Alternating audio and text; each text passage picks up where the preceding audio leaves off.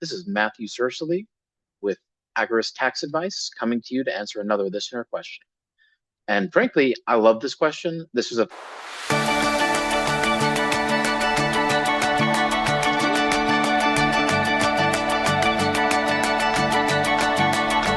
fun one.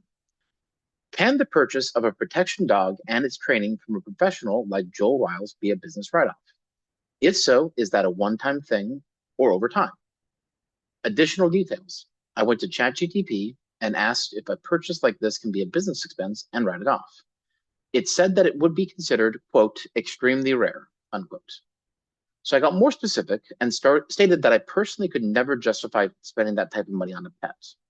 However, because I have a home-based business with equipment and inventory to protect, I might consider a guard dog. So is this the type of thing that would trigger an audit since it's rare?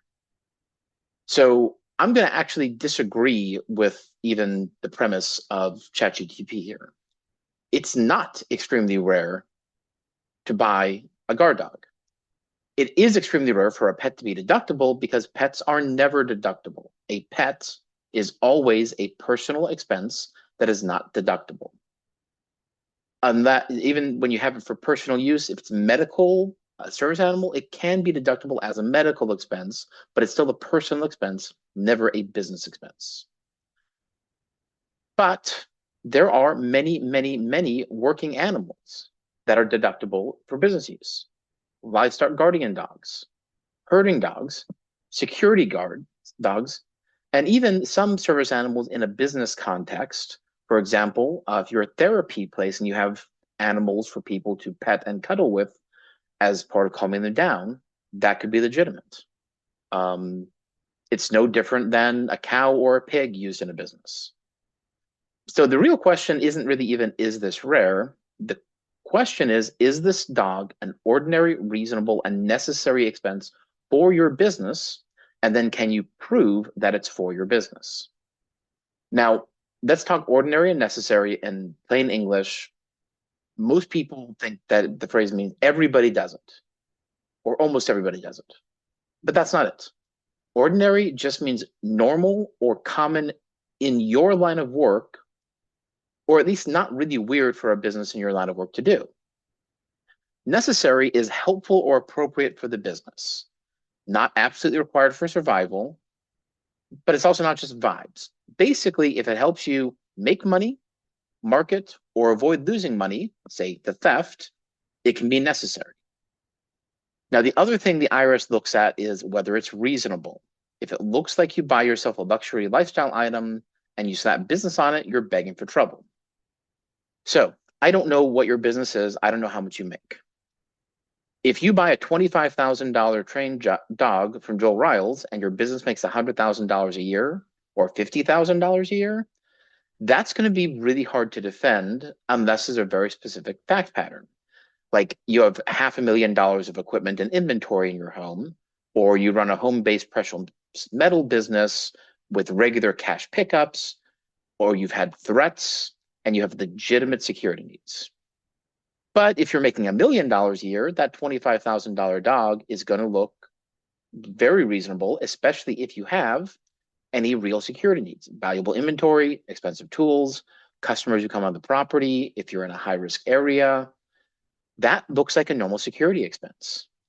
It's not automatic, but it's going to pass the smell test. It's not going to wave any red flags, and you have an excellent chance to win it if the IRS challenges. So you want to build up your argument by being credible. You have business assets that are actually worth protecting. There's a real risk profile based on location, hours, cash, inventory. Prior incidents would be a big thing.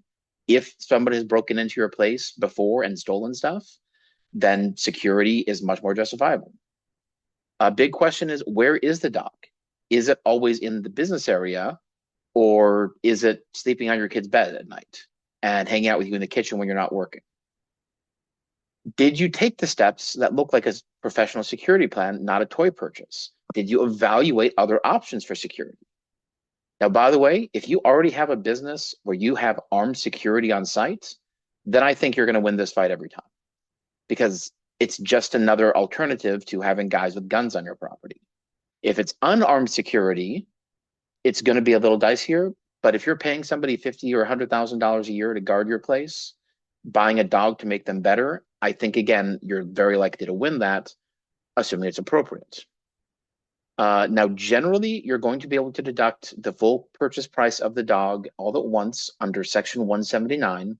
There are exceptions to that, but usually you can do it all at once. Even if you can't, the training can be deducted all at once, and then just the dog value would be depreciated over typically 5 years. Now, it's going to be a 1-year deduction, but also your cost of maintaining the dog will be a deduction. The food, the medical care, ongoing training, those will all also be business expenses. So the other thing we need to look at is there personal use and business use? And some of this is, I'm being a lawyer and it may not matter that much because how are they going to prove it? But on something that could be a little bit iffy, this does actually get important. So if this is a home-based business and the dog lives in the home, that's mixed use problem. Even if you just say, well, it's a guard dog for the home, well, your home's not the business. It doesn't kill the deduction, but it means maybe you can only depreciate some percentage of the cost of the dog. So documentation is going to matter here if the IRS challenges it. Does the dog have a defined role? It lives in the security shop or in the backyard to guard the inventory. Do you have business signage and policies, visitor procedures, working dog on premises signs, etc.? Do you have a written security plan of why you need the dog, what you're protecting, and what else you're doing to protect it? If you want to be extra safe, you also, and this is not directly a tax thing, but it will help you in the tax fight, make sure you talk with your insurance, that you add the dog to your insurance, so if it bites anybody, you're covered. But also the very fact that you go through your business insurance to insure the dog, well, that looks a lot like a business thing. Finally, optics are going to matter on this one. They shouldn't, but they do. If you name the dog Snuggles and you let it sleep in the kid's bed, then that's not going to help you if the IRS comes after you. Now, to the last question, does this trigger an audit because it's rare? I don't think so. Now, first of all, it won't be obvious. You're not going to tell the IRS you bought a dog. You're going to tell them on your tax forms that you spent money on security and on training. Now, maybe at some point you'll throw in food for the dog, but that's going to be a very small number. It's not going to be the type of red flag that's going to cause an audit. What is going to maybe happen is if you have never spent $1 on security before in your business's life, and now you suddenly drop 25 grand, that could be a bit of a red flag. Watch out for that. But rare is not an audit trigger. What matters is not being sloppy, not being greedy, and having good documentation. By the way, be prepared to explain in one sentence why it's a business expense without making it up. So here's a bad example. I brought a protection dog because my home-based business has tools. That's not a great story.